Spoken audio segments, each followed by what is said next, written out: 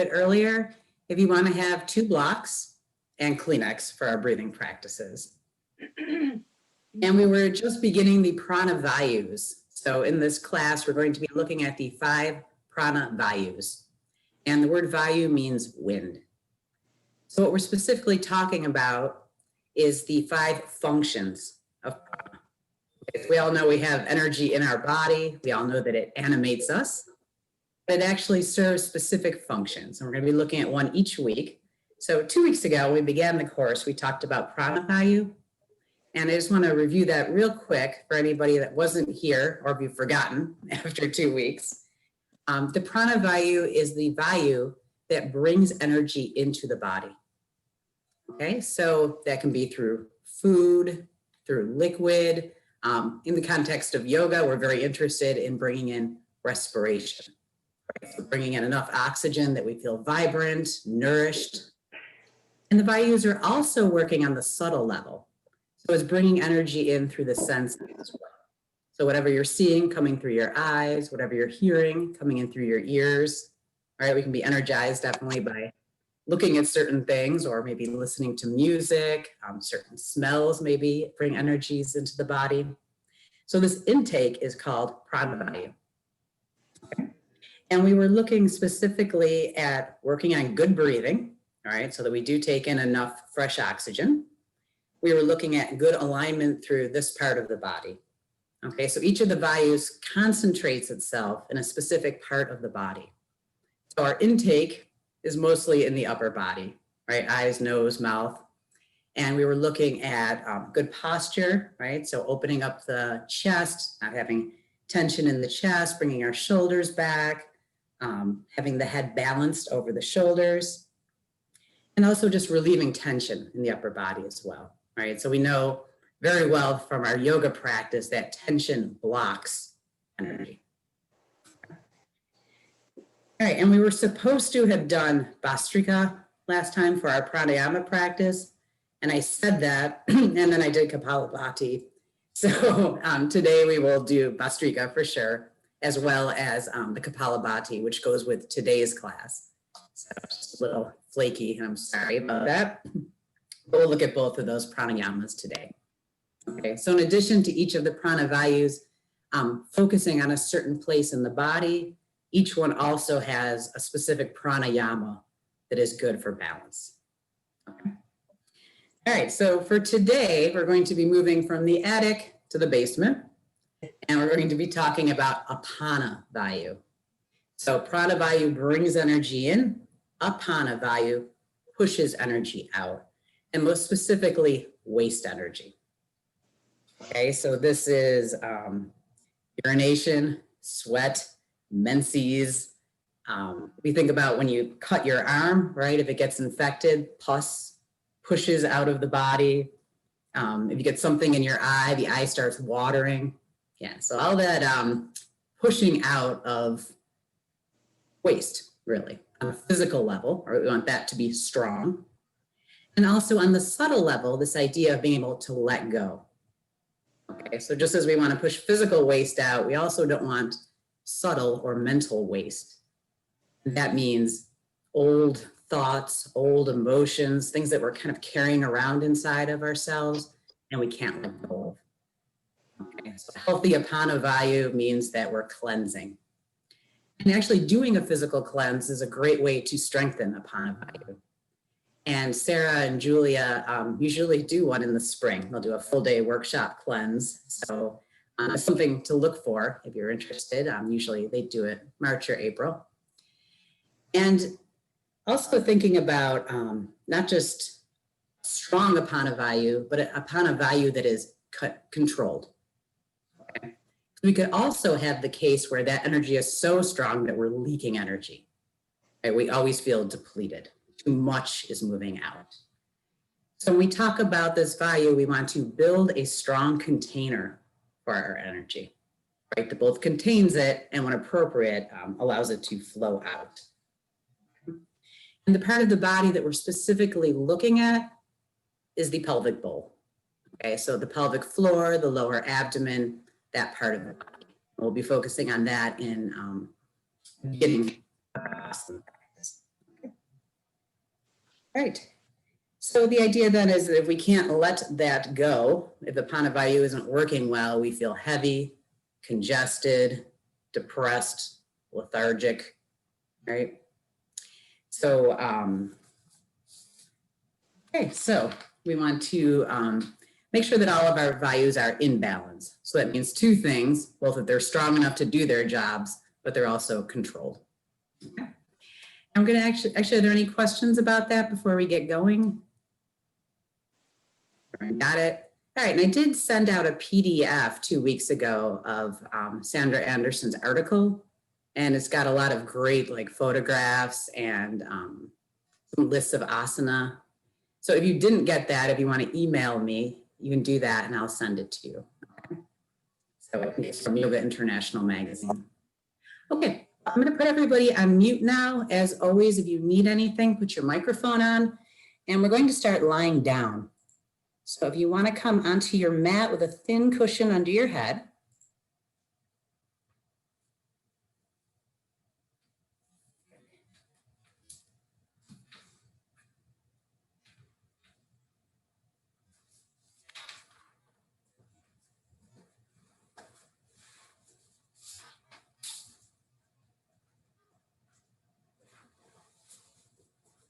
And we'll just start off in Shavasana. So there'll be arms alongside.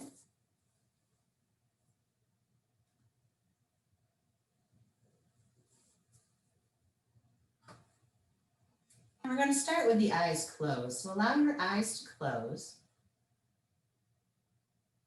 And as you relax onto the floor, get a sense of your body.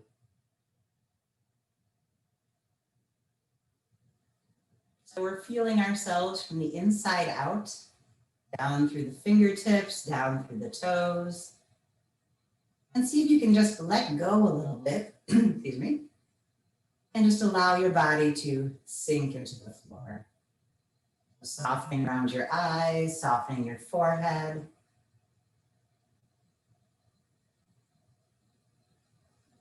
And then just start to notice the movement of breath in the abdomen. So you can soften the muscles in your belly. Draw your inhalation in through the nose. So here we're thinking about our Prana Vayu for a few moments. And draw that inhalation all the way down into the navel center. Allow the belly to fill. Navel lifts, sides of the waist expand. And then a nice controlled exhalation. So slowly letting the breath move from the navel up and back out through the nose.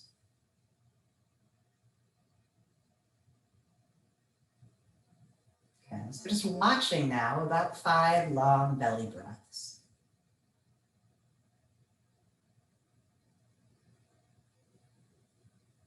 And there's no pause in between inhalation and exhalation.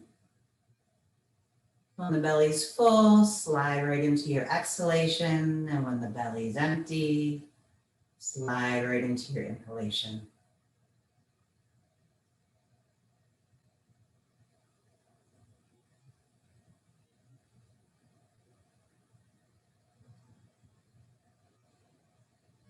Now we're going to make this into a complete breath, meaning we'll be filling the chest as well, as we move the arms. So on your next inhalation, draw your breath in through the nose, and you're filling your belly as your arms are lifting, and then filling the sides of the waist, filling the chest all the way up to the shoulders, and when your lungs are full, the backs of your hands are on the floor overhead. And then begin your exhalation, chest is emptying, arms are lifting, and the belly is emptying, sides of the waist are drawing in. And as your hands touch, squeeze your belly. Okay, we're going to do 4 just like this. Inhalation, arms are lifting, backs of the hands touch the floor. And then exhalation, arms are lifting, hands are coming back alongside. Okay. So keep going. We're going to do about 4 more, and I'd like you to find the rhythm of your breath.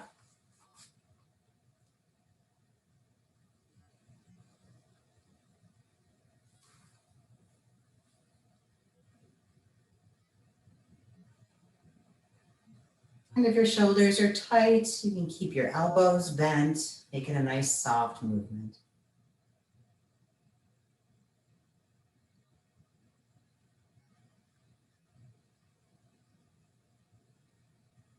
And whenever you get to time number 5, we're going to lead the arms overhead. The backs of the hands are on the floor. And here we're going to move into our symmetrical stretching. So right fingertips reach, right heel presses. And then switch, left fingers reach, left heel presses. And just keep moving from side to side. One side is lengthening as the other side softens and lets go.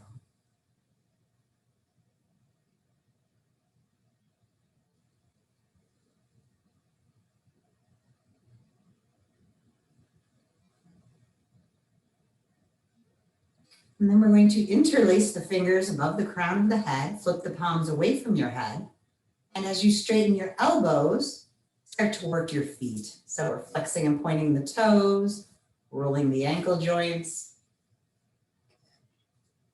And just moving all those little clicks and cracks out of the little joints in the toes, out of the ankles. And we're going to be thinking about one more complete breath. So the complete breath is very energizing. As you inhale now, press through your heels, press through your palms, fill your lungs. And then exhale, release your fingers, and bring the arms down alongside. Good, relax. And now we're going to bend the knees, bring the soles of the feet to the floor, and we'll just tip the knees from side to side. So starting a gentle rocking motion, and we're kind of waking up the low back and hip joints. Good. And keeping the upper body stable. So don't tip so far that your shoulder on the opposite side lifts.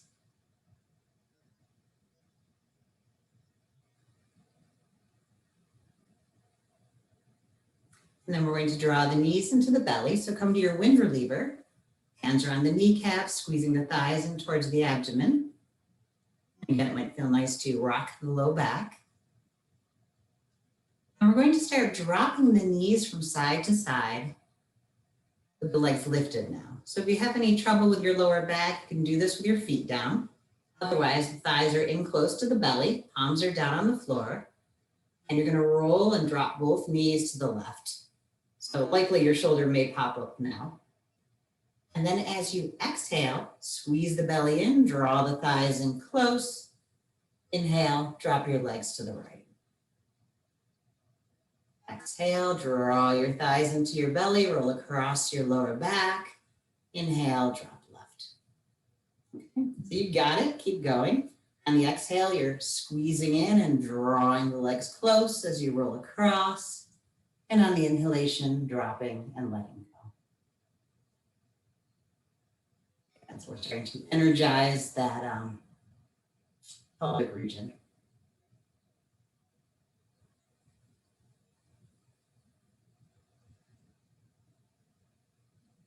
And your hands are just down on the floor to help stabilize.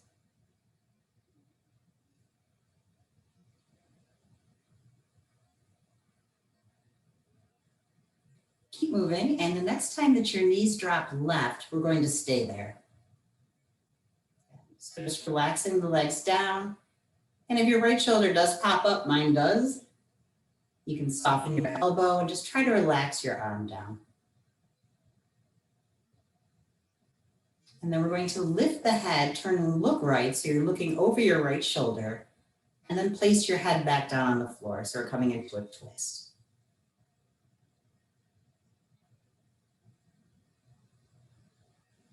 And even in this twisted position, we're still thinking about deep belly breaths. So you can feel your abdomen moving as you're breathing.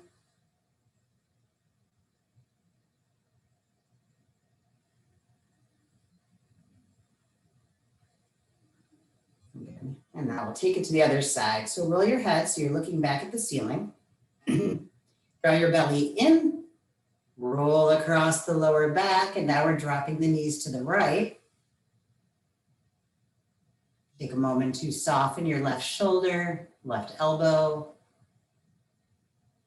And then we're going to lift the head, turn and look left, and place the head back on the floor. And staying here now for a few breaths.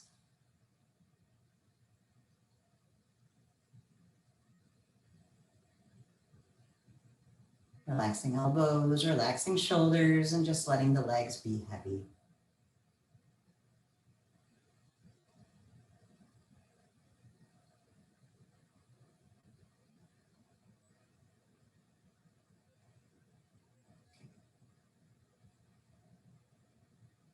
And then when you're ready, let's draw the belly in, bring the thighs back up, knees are at the ceiling, and we'll place the feet back on the floor. So if you're starting to get a big curve in your lower back, you can always lift up your pelvis for a moment and roll the low back down onto the floor. Okay. And now we're going to be working with our hip joints. So we're going to let the right knee just drop a little bit out of the way. The palms are down on the floor and the left knee comes in towards your belly. And then just start to make a circle up on the ceiling with the left knee. If it's helpful, the hands could be on the pelvis and you're just reminding your pelvis to stay steady. We don't want to make a big rocking motion here. We're just isolating this joint between the thigh bone and the pelvis. Just looking for your biggest circle. And when you've done 5 in one direction, let's switch. We'll do 5 the other way.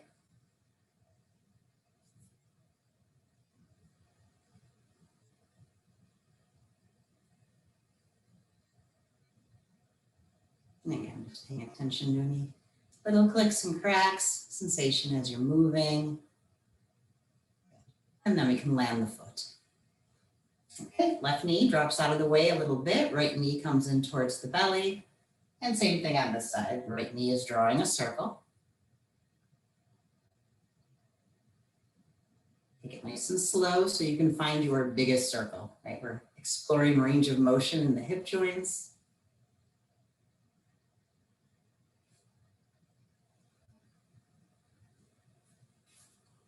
And we've done 5 one way, let's switch and go the other way.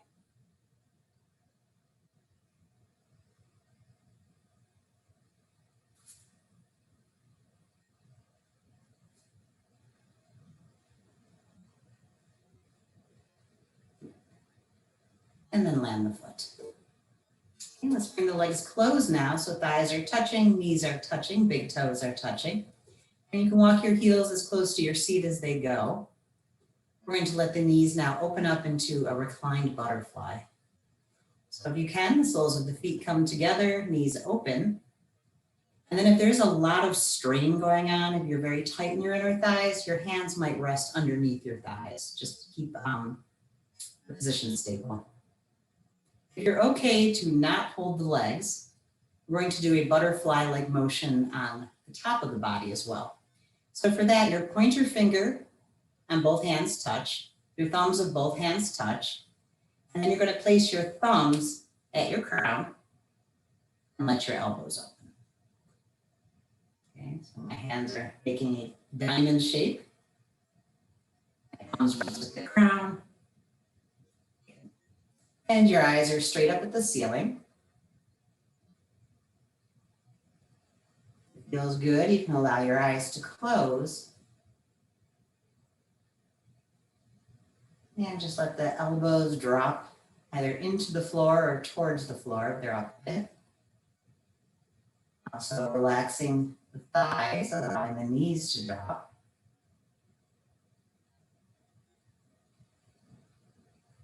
And for about 5 breaths, we're watching that movement again in the abdomen. Nice long, deep breaths.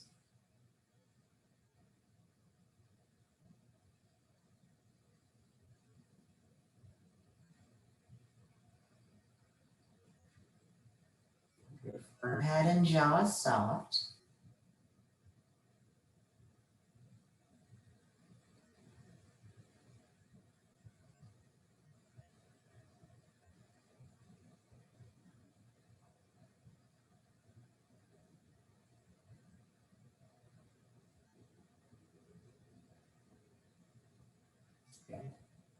And then let's bring the arms down, hands under the thighs, and we're going to help the legs close. So let's gently bring the knees together.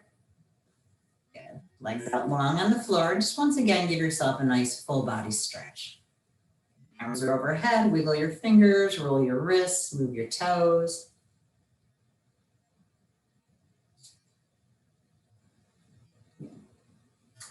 And then we'll bring the arms back alongside.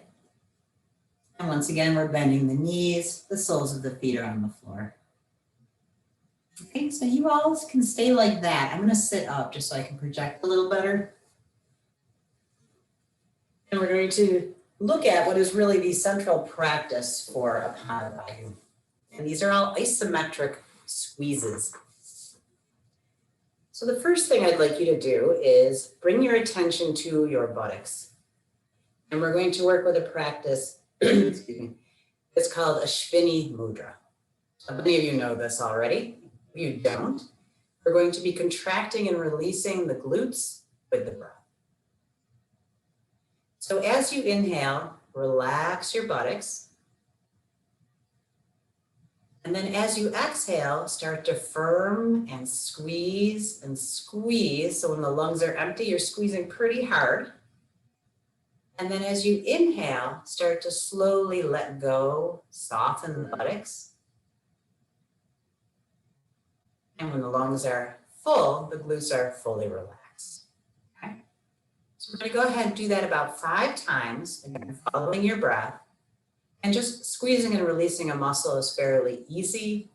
What you're trying to do here is to time the contraction and the release with the movement of your breath. You'd like to kind of marry the movement and the contraction release.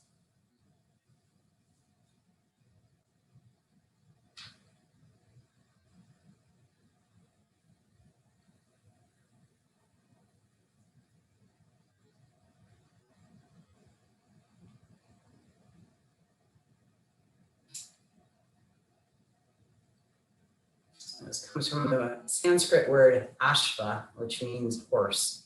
This is the horse mudra. Think about that.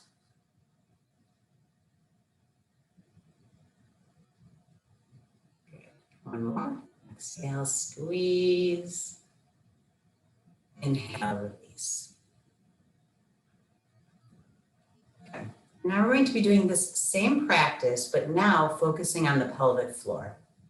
So the pelvic floor is the perineum, or the muscles that run along the underside of the pelvis.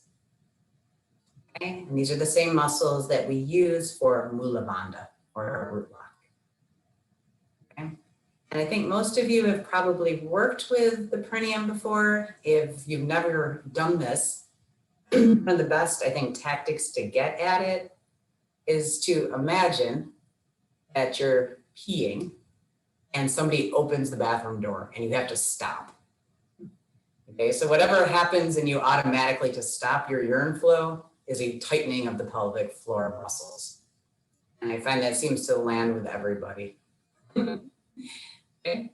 And usually when we first come to yoga, we don't even realize that these are muscles we can voluntarily control. Unless you've done Kegels. So if you've done Kegel exercises, you may have already been trained to work with your pelvic floor. Otherwise, it's normal for it to be new. And what I'd like you to do here is the same thing we did with the Ashwini Mudra. As you inhale, think about really relaxing and softening. And then as you exhale, you're thinking about firming, squeezing, and drawing up through the muscles of the perineum. Again, as you inhale, softening, relaxing. There's a feeling that those muscles are dropping and expanding. So just going right along with your breath. This is a very important part of the body to work with, especially as we get older. Right? Think about it, all those muscles are really supporting, it's kind of the hammock that's supporting your pelvic organs. And we think a lot in yoga about keeping it strong, right? And the whole idea of the root lock or Mula Bandha is strengthening the pelvic floor. But we also need to think about keeping it limber, right? That we're able to let go and we're able to relax here as well. And sometimes the perineum can be hypertonic, be too stretched, too tight.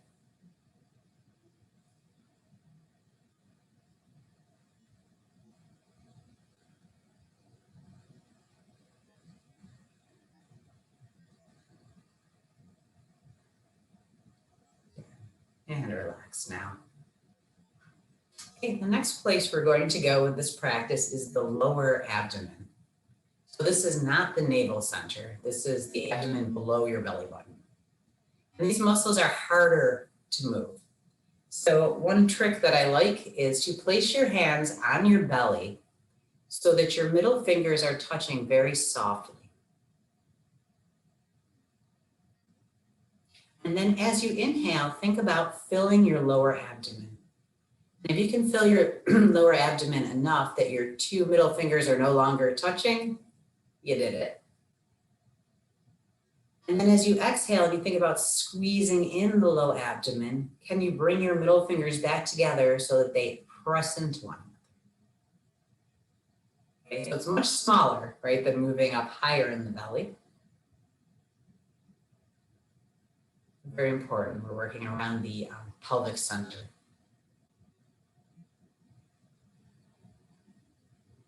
On the inhalation, we're filling the low abdomen. The hands are moving apart out towards the hips. And then as you exhale, we're squeezing in. Fingertips are pressing one another.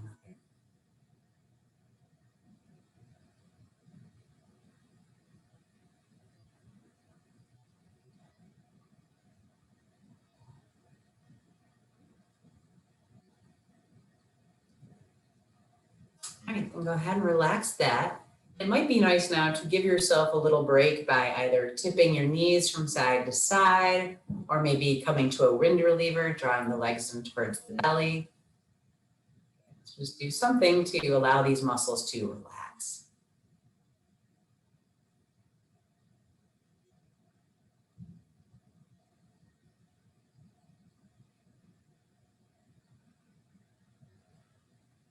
That's good.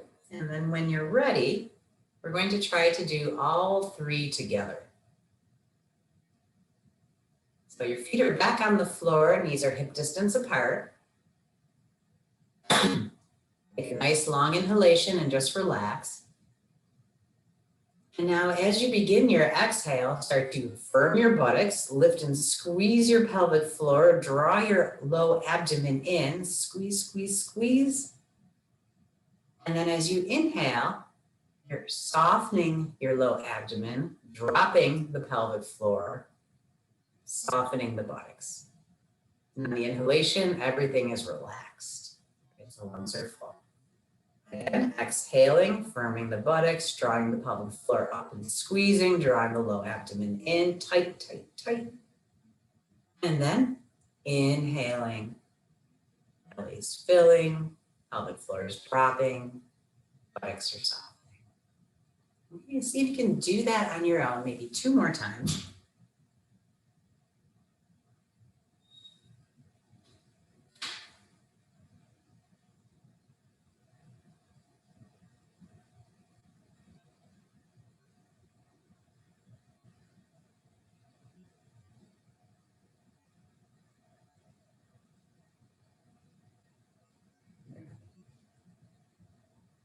And the next time you fully exhaled, again, tip your knees, draw your legs in. Let those muscles relax. And the next place we're going is to our seated position. So whenever you're ready, no rush, you can come up onto your cushion or folded blankets.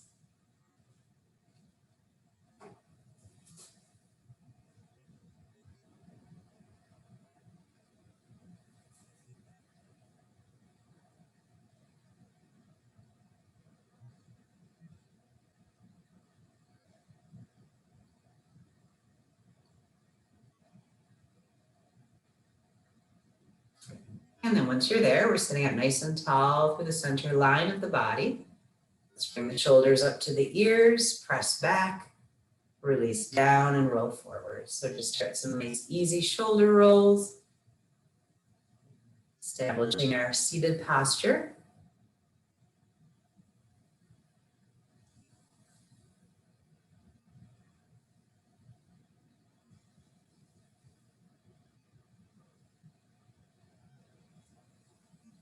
And shoulders press back and release down the body. Okay, we come now into our goalpost arms. And we're going to wrap either into eagle arms or self hug, whichever one is better for you. So the arms are going to come across the body. The left bicep is on top. Forearms can wrap into eagle, if that works. If that's uncomfortable, the hands can hold the shoulders and then just walk back at a nice grip on the back of the shoulders. Okay, so you're either in self hug or in eagle. Before you do anything else, relax your shoulders down, soften, and then elbows lift. Chin drops. Stay here for about 4 long breaths.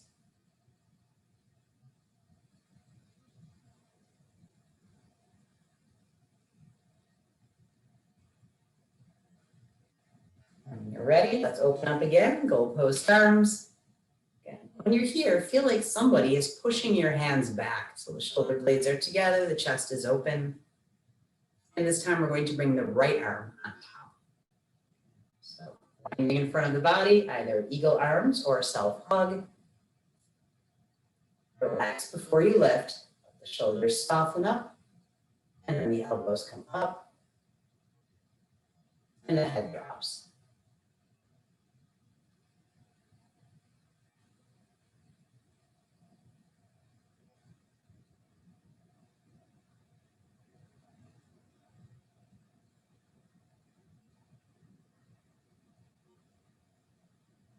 And your next inhalation, again, open up. Pressing the hands back, lifting the heart. And then we'll relax the arms back down, hands are on the knees. And the sternum is lifted, allowing the chin now to release down to the chest. And we'll bring the head into some neck rolls. So right ear drops towards the right shoulder and across back. Left ear to left shoulder. And chin to chest.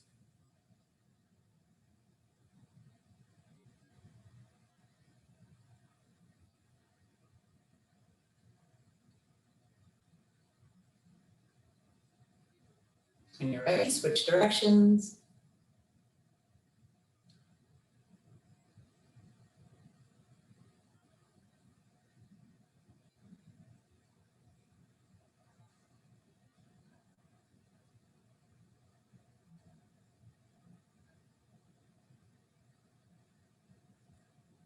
And then bring the gaze straight ahead. Okay, so for the first class, we did Kapalabhati, but we actually should have done that for this class. So let's start off with Kapalabhati. Kapalabhati is, in addition to a breathing practice, it's also a kriya or a cleanse. So the whole theme of Prana Vayus being pushing out waste, Kapalabhati cleans the lungs. Also can move mucus out of the sinuses as well, and mucus out of the chest. So not a bad idea to have a Kleenex for this. We're gonna do just 2 rounds. And if you remember from last time, it's a nice long passive inhalation through the nose, and then a hard exhale out the nose. So when you exhale, the belly comes in, the rest of the body should stay relatively stable. Okay? And we're gonna do about 11. So when you're ready, nice long inhalation.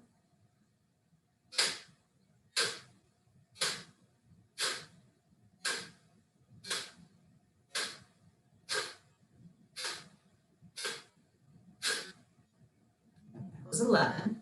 So if you'd like to cough, clear your throat, blow your nose, please do. Actually, that means it's working and those things happen. Alrighty, and then let's do another round.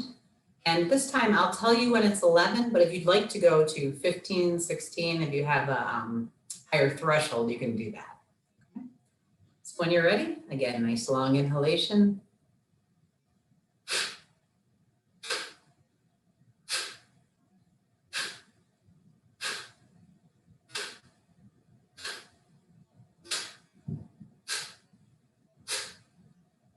That was 11.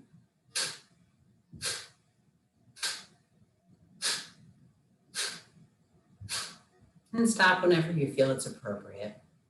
When you do stop, if you need to cleanse again, either blowing the nose or clearing the throat, go ahead and do that. And then you can let your eyes close and just rest with your awareness in the nostrils.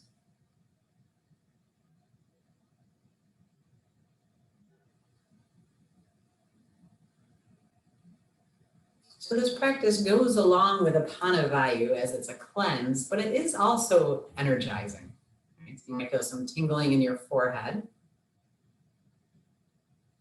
We always want to do Kapalabhati within our means, right? So if you start to feel dizzy or you start to breathe erratically, it's time to either slow down or stop. Right? Pranayama should always be comfortable when you're working with it. And then allowing the eyes to open. Now we're going to do Prana Vayus practice, and this is called Vastrika. So Vastrika is just like the exhalation of Kapalabhati, forceful. The inhalation is forceful as well. And it's called bellows breath. So the idea of a bellows blowing air onto a fire, right? And how it makes the fire burn brighter. So that's what we're doing here. And it's the same principle, belly moving in and out. So if it's helpful, the hands can be on the abdomen. And it sounds like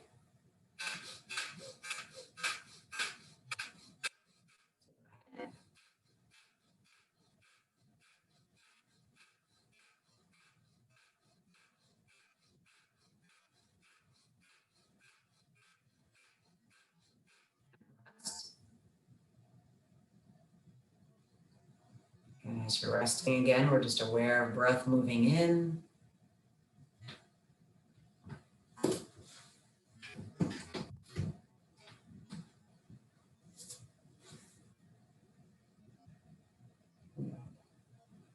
And then you can let your eyes open. Good, we'll do one more round of our Vastrika.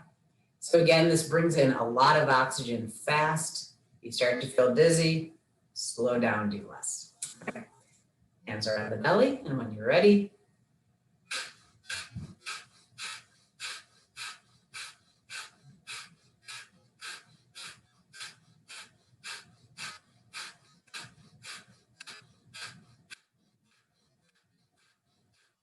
and rest.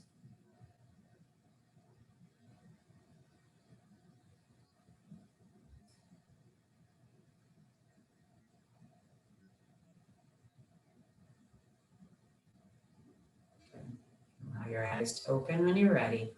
So if you're doing a few rounds of any of these practices, you're ready for the next round when your respiration returns to normal.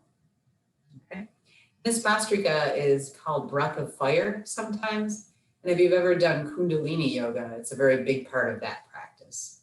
And oftentimes when they do it, they have their arms up, like their thumbs up, and they'll do this breath of fire for a couple of minutes. So it's pretty strong. All right. So from here now, we're going to come into our table pose.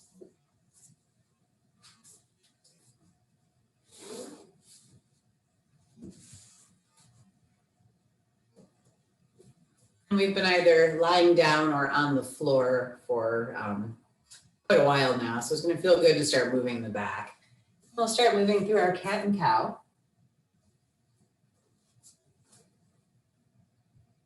We're dropping the sit bones down towards the back of the knees, arching up along the spine. Drop your head and push the mat away. And then as you inhale, release the belly, the chest, and look forward.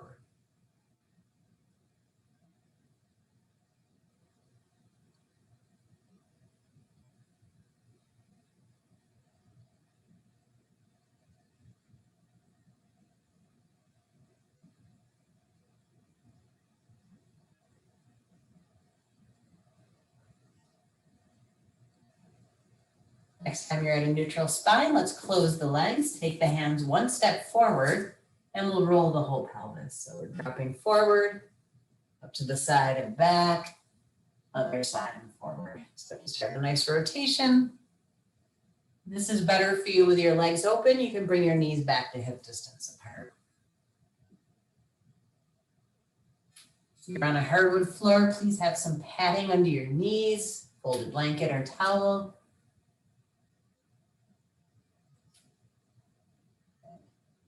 And then let's take it the other way.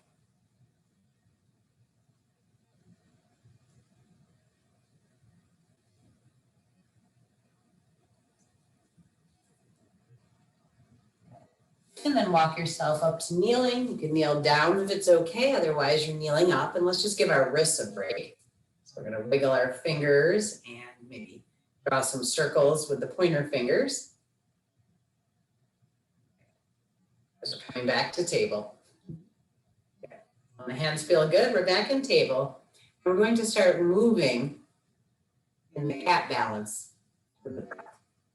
So you're back in table and the wrists are underneath the shoulders, knees are underneath the hips. We're going to reach through the right fingertips, press through the left heel. Again, as best you can, the body is flat. And then we'll bring the hand down, knee down, inhale, left arm, right heel.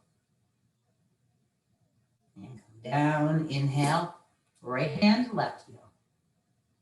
Exhale and switch. Exhale and switch. So you're moving right along with your breath. On the inhalation, you're lengthening. On the exhalation, you're switching.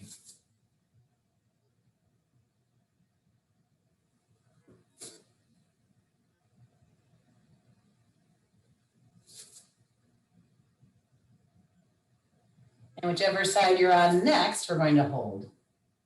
Okay, so the eyes are right down on the floor, keeping the back of the neck long. And you can draw the low abdomen belly up a little bit for stability.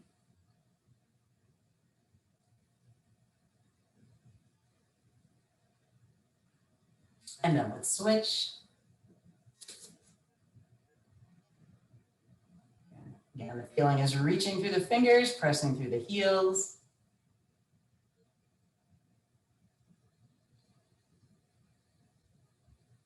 Steady, steady. And then back to table. Once you're back in table, big toes touch, knees open wide. And we're going to be bringing the pelvis forward and back. Okay, so this is our moving frog pose. Pelvis drops forward, and then the sit bones come back to the heels.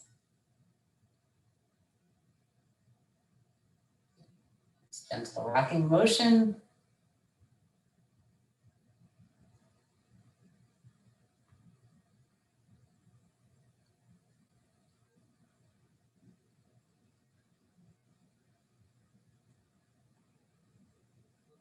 And we're going to bring this into a hold.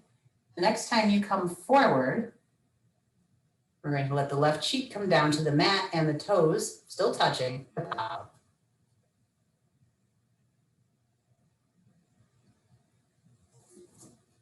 Now, once you're here, if it's okay, the feet could start to drop towards the floor.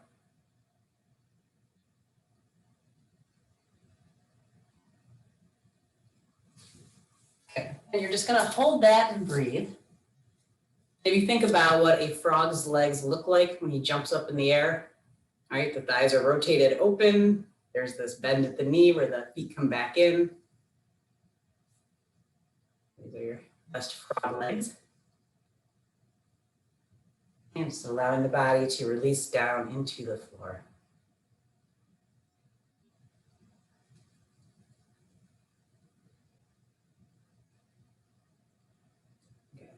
And we're going to just gently lift the head and turn now to your other cheek, just so we have a nice rotation both ways through the neck muscles. Give your other cheek a chance.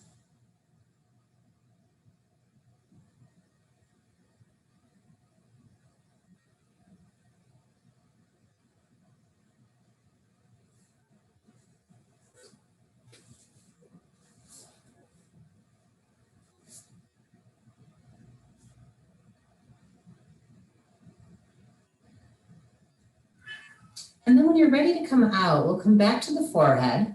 The hands are on either side of the rib cage, elbows are up. And we're going to see if we can do a push-up to come to kneeling. Pushing into the hands, and then walking the hands back. All right, next is our Sphinx pose. So we're going to actually come back out onto the belly.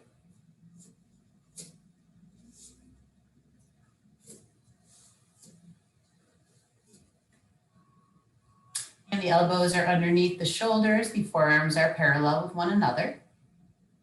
If you want a little more squeeze in your lower back, you can draw your heels in toward your lower back. If the squeeze is too much, do not lift your legs and instead bring your elbows out and lower the upper body. So we're looking for some compression in the low back. It's very healthy, but none of it's painful. And you might think about the lower part of the pelvis in Sphinx pose. So normally we're thinking a lot about the lower back because that's where the sensation is strongest. But you could think what happens in this pose if I was to squeeze my glutes a little bit or lift my pelvic floor a little bit, or maybe ground through the pubic bones.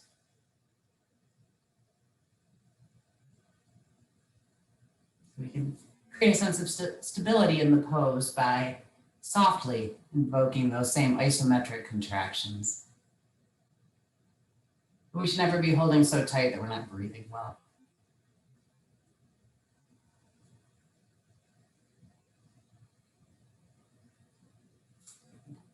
And now if your low legs are up, bring them down. And we're going to walk ourselves back to table. Palms of the hands, push. And from here, we're going to go right to an open child's pose. So big toes are together, knees are wide. And we're walking down, resting on either the forehead or the cheek. And just letting the belly release into that space between the thighs.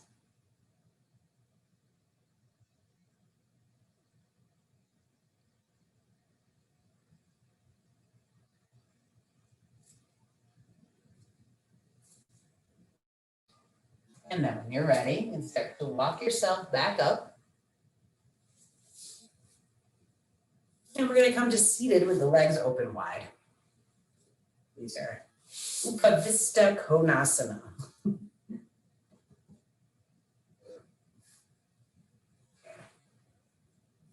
And if you would like some support, we're going to hold this for a couple minutes. Have a bolster or some blocks nearby.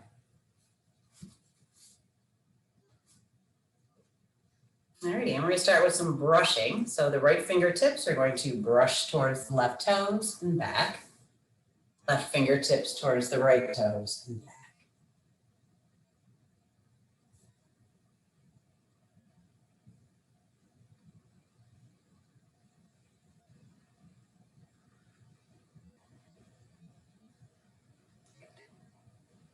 And then let's brush forward and back. So fingertips brush out and back.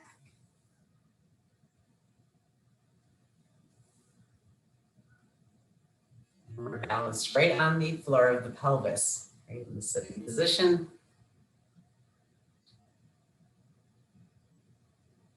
Okay, now we're going to think about holding this. So the next time I come out, I'm going to stay there. So we're going to tip forward. The tip is at hip joints, right? You can feel your back stay pretty flat as you're coming forward. And we're looking for our edge. So where's that place where your body stops? When you find that place, if it's easier for you to keep your back neutral, you can keep your head up. Otherwise, if you're comfortable, you can let your shoulders round and your head drop. If you're letting your head drop, it's a good idea to support the weight of the head, just so we're not straining the neck.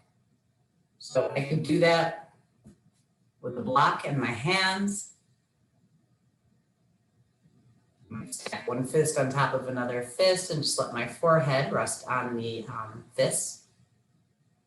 Or I'm going to put a block on my bolster and let my cheek rest on the block.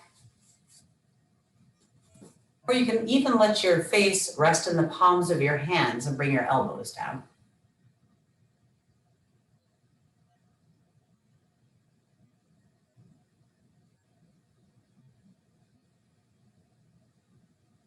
Yeah, so find a place where it stretches deep, but there's no pain and there's no strain.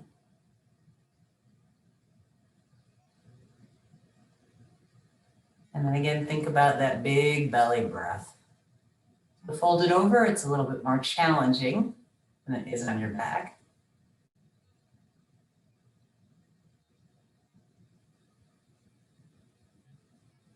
When we breathe, we bring prana into the areas of focus.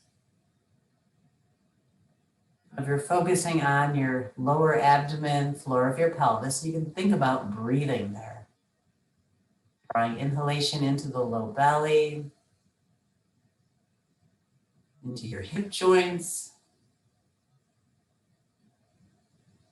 into your pelvic floor.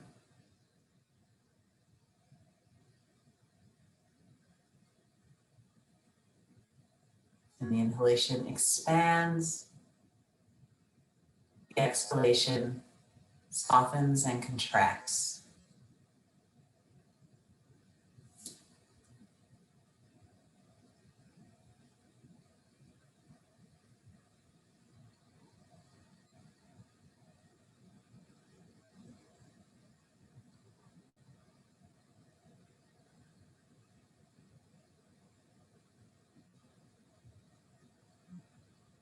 Just letting go through the upper body, dropping in, dropping in.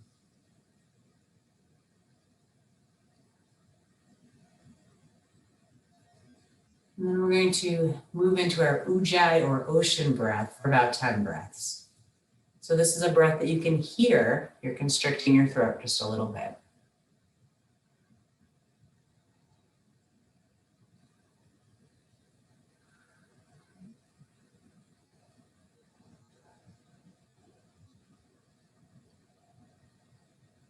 So it's a noisy breath, but it's still a full, deep belly breath.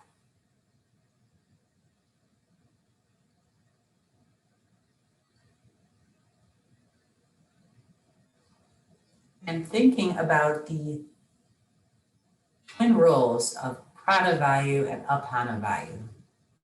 As you listen to your breath coming in, think about drawing energy in, feeding all the cells in your body.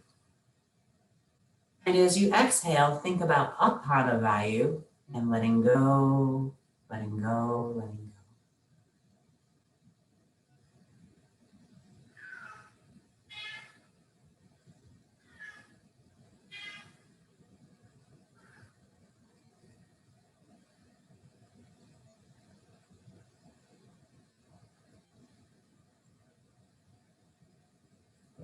About 2 more long breaths.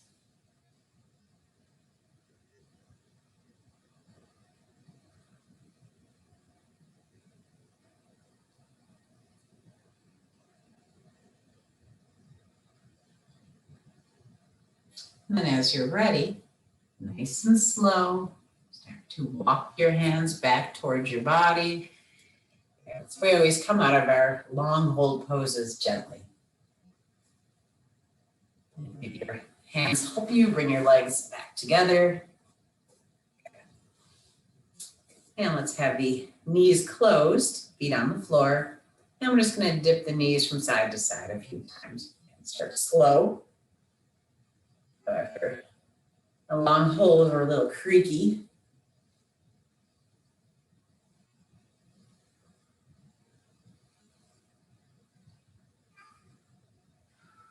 Got it. And then when you feel ready, we're going to come up onto our feet.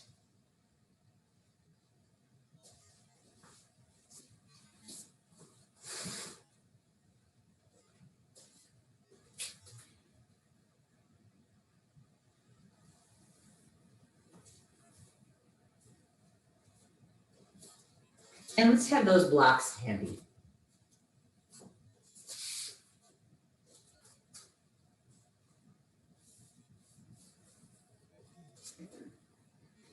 All right. So I want to keep facing you. So I'm facing the long end of my mat. If I come too close, I go out of frame. But I'd like you to face the short end of your mat. And you're at the back of your mat.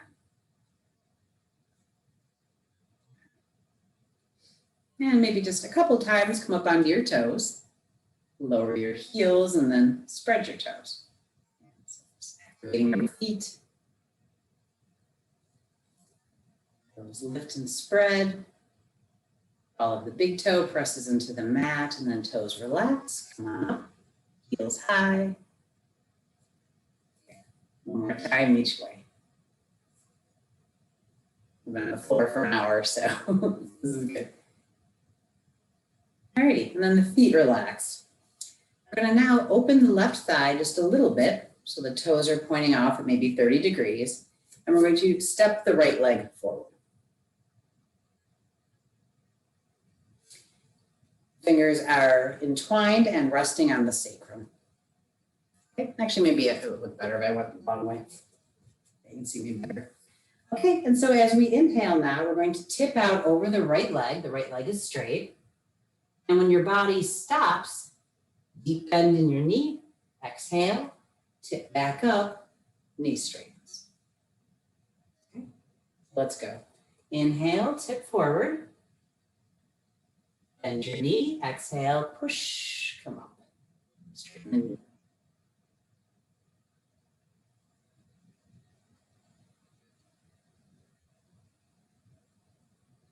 And then the next time you come out over your knee, let's stay there.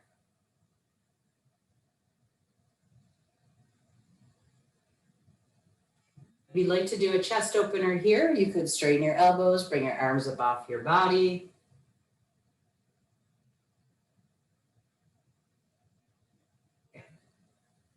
And if you are lifting your arms, you can bring them back to your sacrum now. Everybody bend your knee deeply, and then if you want to, take your blocks and place them on either side of your right foot. Okay. And then from here, if this is enough, you can just stay here, or you can start to straighten again that right knee. So it's as straight as it goes. The back can stay neutral, or I can drop my head and shoulders. And so you are in your version of the pyramid pose.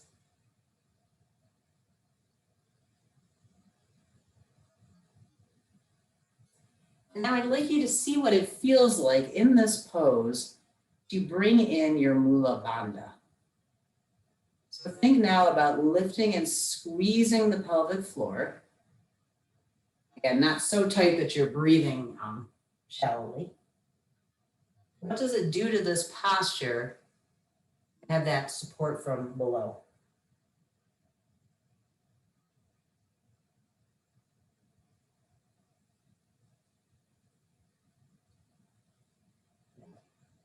And then deep bend in your knees. Let's bring the hands back up on the sacrum and pressing into the foot. Tip, tip, tip, tip, back up. Together. Let's walk a little bit. So it's not uncommon to use the root lock or Mula Bandha in standing poses to give them stability. Okay, try that on the other side. Okay, this time. Right leg opens a little bit, toes are looking off the long end of your mat, and the left foot steps forward.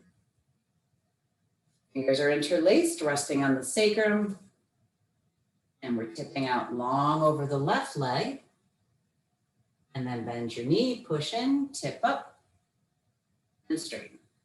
Okay, same as we were doing on the other side. Inhale forward, exhale up, bent knee.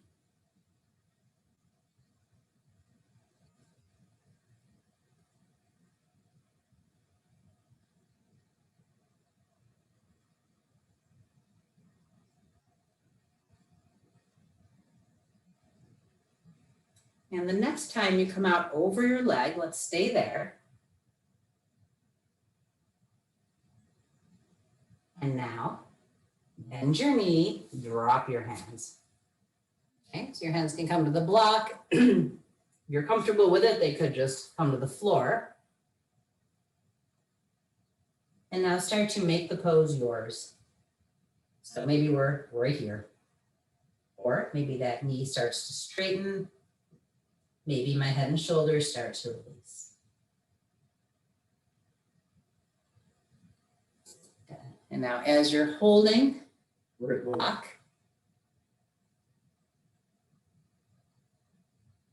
And just observing the brute lock's effect on stability in the posture and the flow of energy. So do we feel stronger? A few more breaths.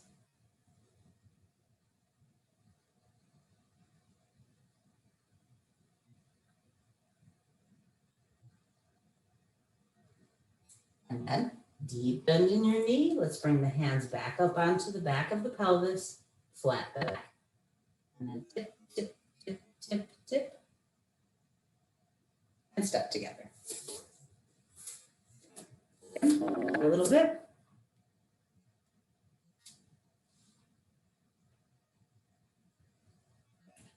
So let's try this in another standing pose. We're going to work with Warrior One. It's one of our favorite standing poses, one we know very well. Okay, so we're standing at the back of the mat, and we're going to step, well, let's first open the left leg. And usually we do it a little bit more than we do in pyramid pose. So the left thigh rotates open, step the right foot forward, and bend into your right knee. So find your stance. Toes are forward, and just notice that as you're bending into your right knee, the knee does not come beyond the ankle. You're coming out over your foot, step a little wider.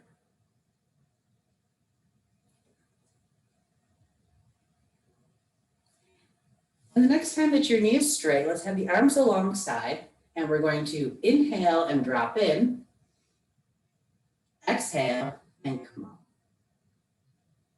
Okay, so right along with your breath, inhale, drop in, exhale, come up.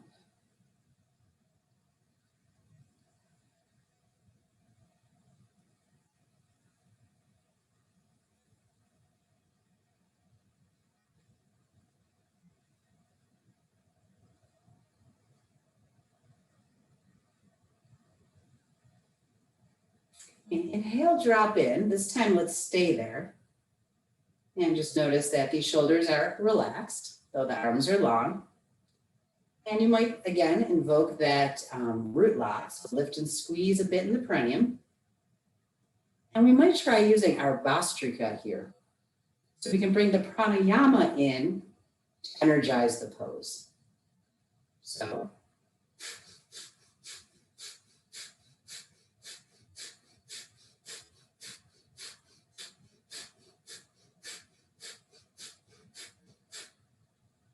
and hold. And now think about all the energy you generated traveling up into the tips of your fingers.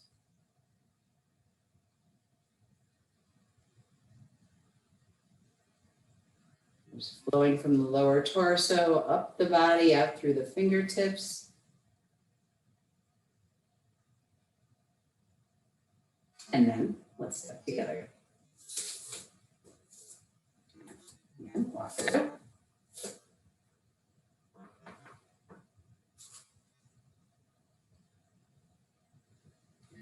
Everything looks good. Some chicken kicks, sorry from joints in the lens class. Alrighty, Warrior One now, other side. Okay, right thigh rotates open, toes are looking off the long end of the mat, and the left leg steps forward. Do a few practice lunges to make sure your stance is perfect for you. And then we'll start breathing with our lunges. So the knee is straight, the arms are alongside, and we're going to inhale, drop in, exhale, come up. Flow with your breath.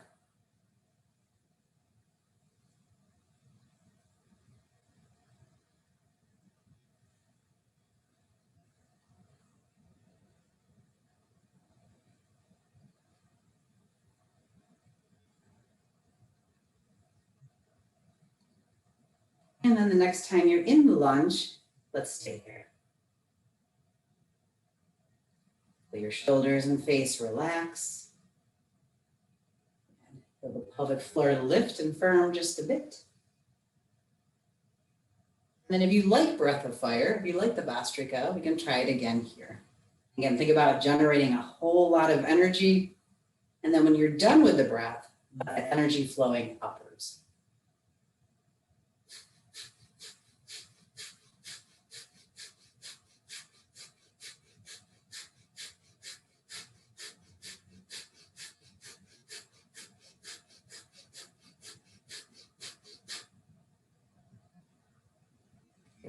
kind of flowing up the arms, up to the fingertips,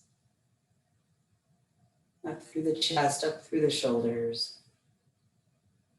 So this is Prana Vayu. The nature of Prana Vayu is to flow upwards.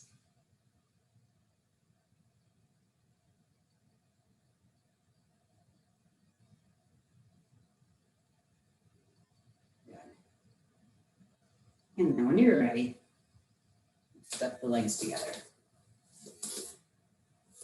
And walk it out a bit. And so the Bhastrika can also be used when you just really need to wake up.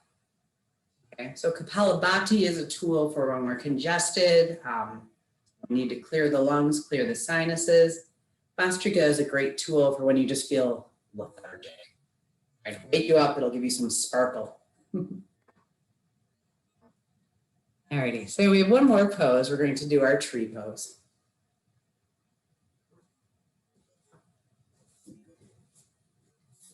So for that, we're coming back to mountain, allowing the weight of the body now to shift onto the left foot.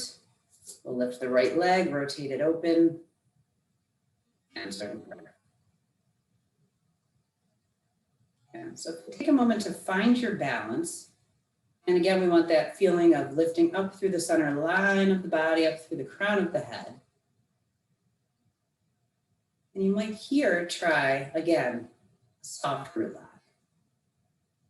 So does your tree become more stable with Bandha? And if you're not used to it, when you first engage, it might take you out of your balance a little bit. You're like, whoa, that's different. Bring the bandha in nice and slow.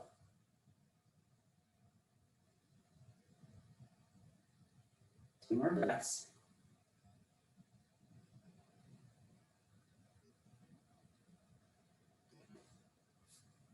And then bring the leg down. Swivel around a little bit.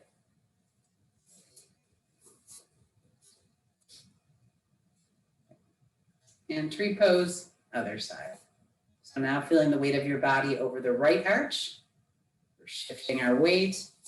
Left knee is lifting, leg is rotating open. Okay. Your heel can land anywhere. Inner thigh, inner knee, inner calf. So there's some yoga people that say your knee shouldn't be support for your ankle or your heel. In other words, don't put your foot on the inside of your knee, but that's where mine lands naturally. And I know Rolf was talking about this once, and he said, you're not going to really push your knee joint out. You're not that strong. You can even think about your knee pressing back into your foot a little bit. So that's where I find my stability. Heel might have been a little higher 10 years ago. Okay. Gentle lift through the perineum. And that kind of touches up that whole idea of lifting up through the center, lifting up through the crown.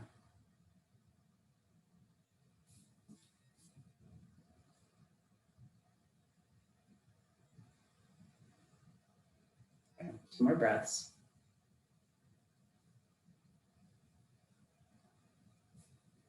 Now you're ready. Bring your foot back down. All right. And now it's time to come back to the floor. So when you're ready, you're coming back into Shavasana.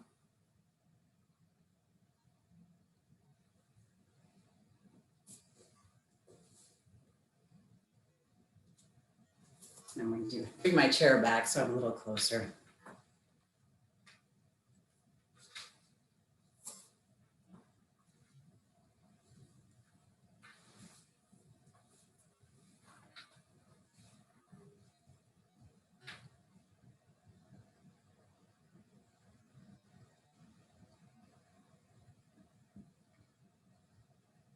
So have a support for your head. Make sure the body is warm enough. Often as we start relaxing, our body temperature drops.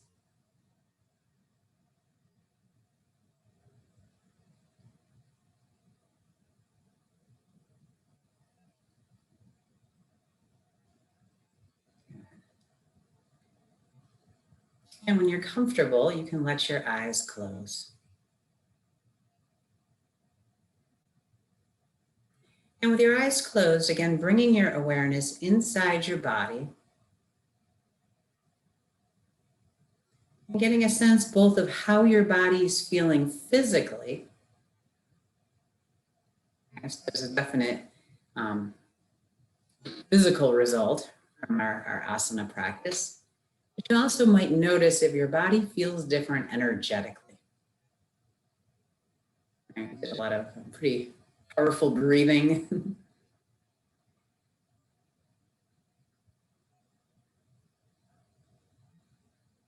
And just give yourself a few moments now to observe.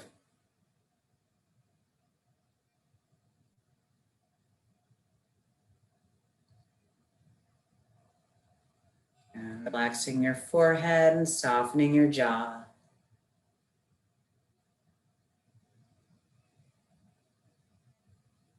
Relaxing your shoulders down into the floor.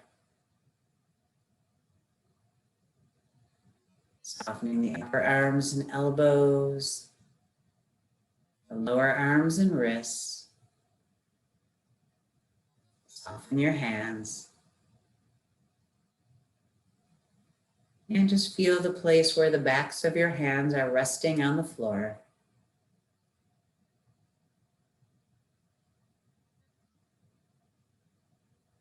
Move your awareness across the tips of your fingers. Again, soften the hands, lower arms, upper arms and shoulders, into the sides of your rib cage, the sides of your waist. Soften your lower back. Maybe the lower back drops a little bit more towards the floor.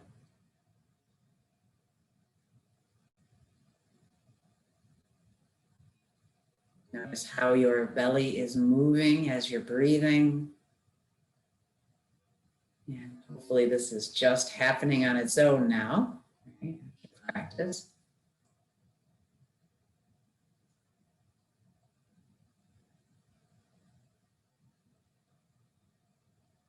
And just watching the filling and emptying of the abdomen.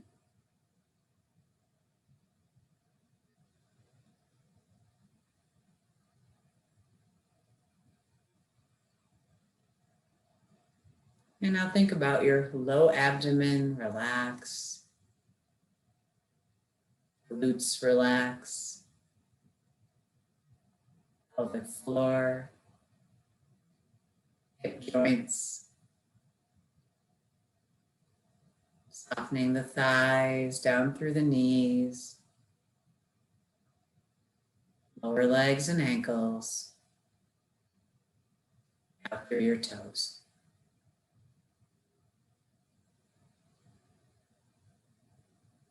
And softening the arches of your feet. Feel the place where your heels rest. Allow the legs to be heavy.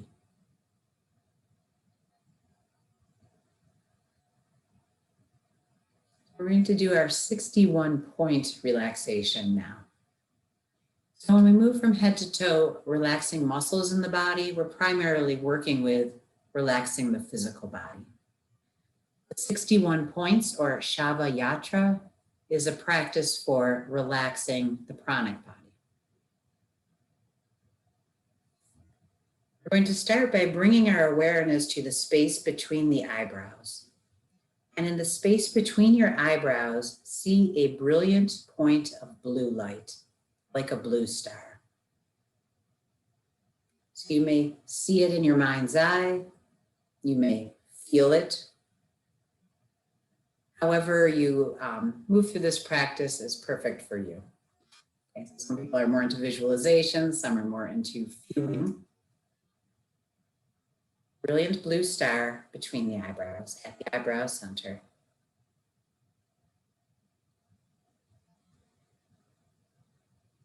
And now bring your awareness down to your throat center, point of light, blue star.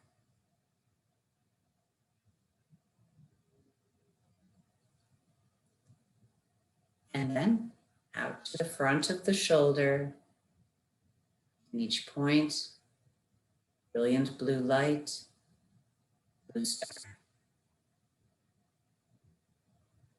You may even feel the breath moving at these points. The inside of the right elbow, the inside of the right wrist, tip of the thumb, tip of the pointer finger, middle finger, ring finger, little finger. Inside the right wrist,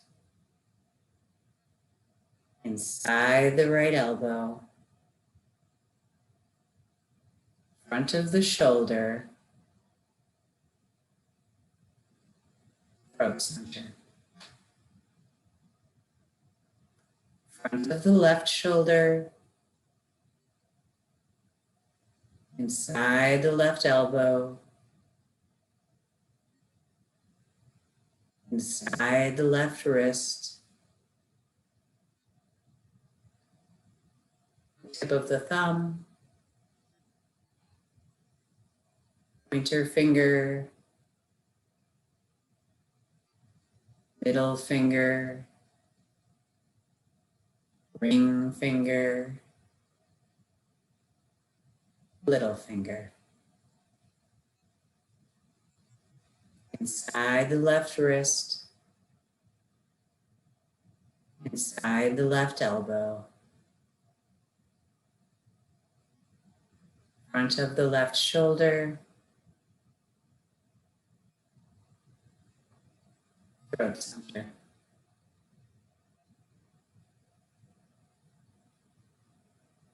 Now moving down to the heart center, point of light, blue star. And then out to the right side of the chest.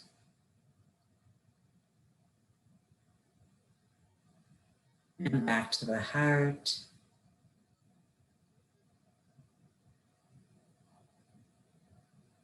And out to the left side of the chest.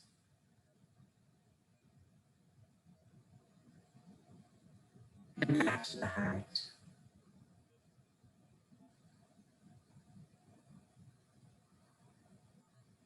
Down to the navel center.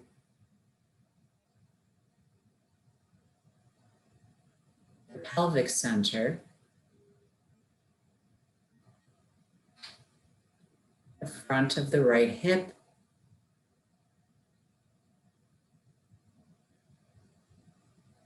The right knee.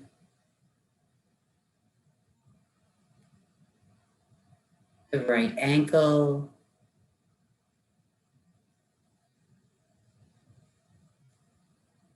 The tip of your right big toe.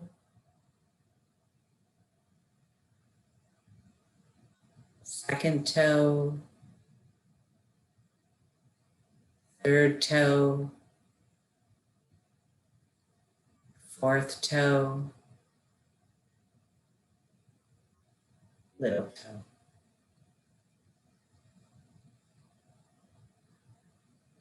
The right ankle. The right knee.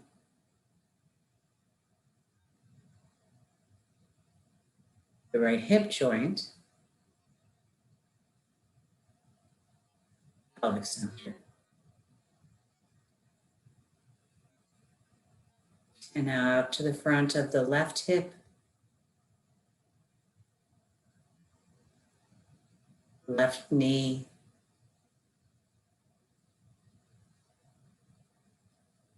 Left ankle. Tip of the big toe. Second toe. Third toe. Fourth toe. Little toe.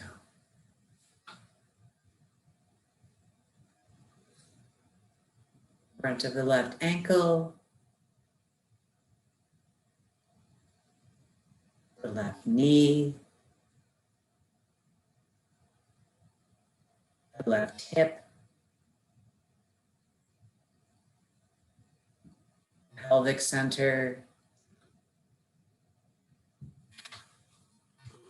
navel center, heart center,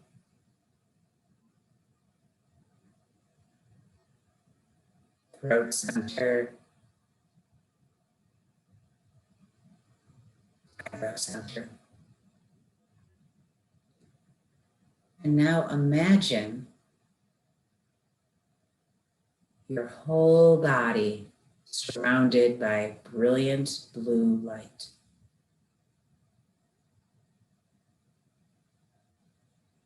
Feel that this light surrounds you, flows through you, deeply nourishing every cell in your body. So just resting in this light.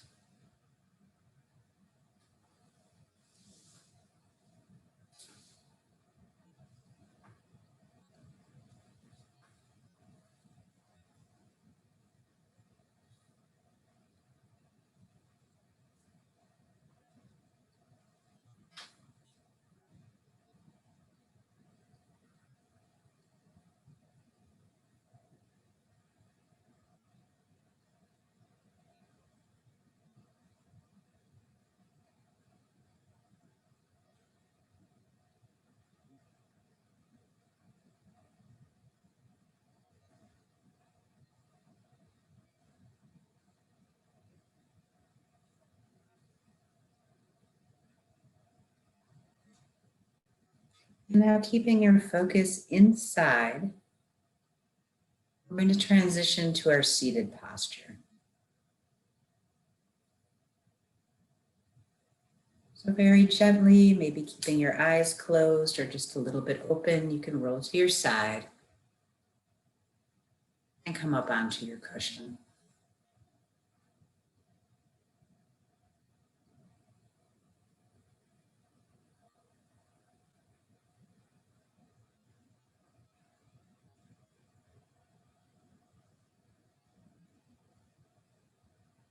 And when you find yourself seated, the shoulders can come up, press back, and release down. The hands are resting on the thighs.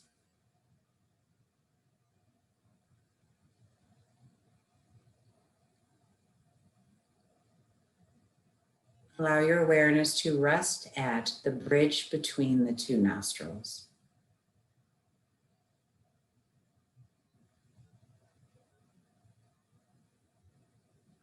Resting your awareness at the bridge between the two nostrils and just feeling the flow of breath.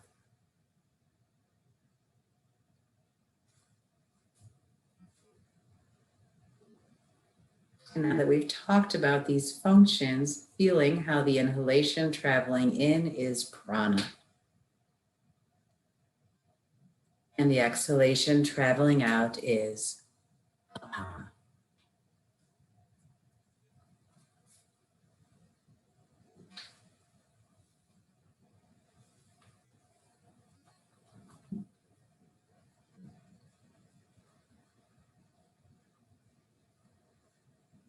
The coolness of the incoming energy, the warmth of the outgoing energy.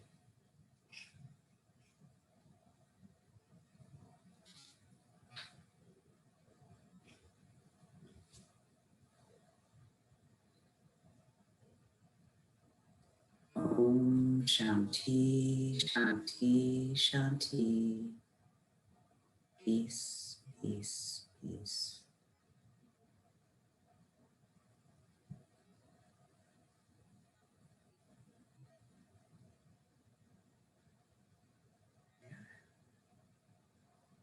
And now let's gently warm the palms of our hands. So we're rubbing the palms together. And then cupping the hands over the eyes. And as your eyes open, your attention is drawn back out. Take your hands away when you're ready.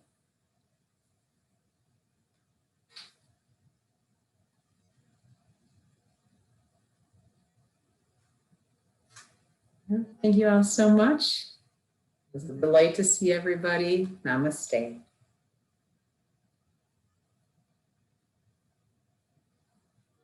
Tune in next week for the next Prana Vayu. It's lucky we had those extra weeks. So. Thank you. My pleasure. Good to see you all. Thank you, Thank you. Tracy. Glad you feel better. Thank you, Thanks, I'll see Tracy. you. Thank you. Thank you all. Good to see you all. See you.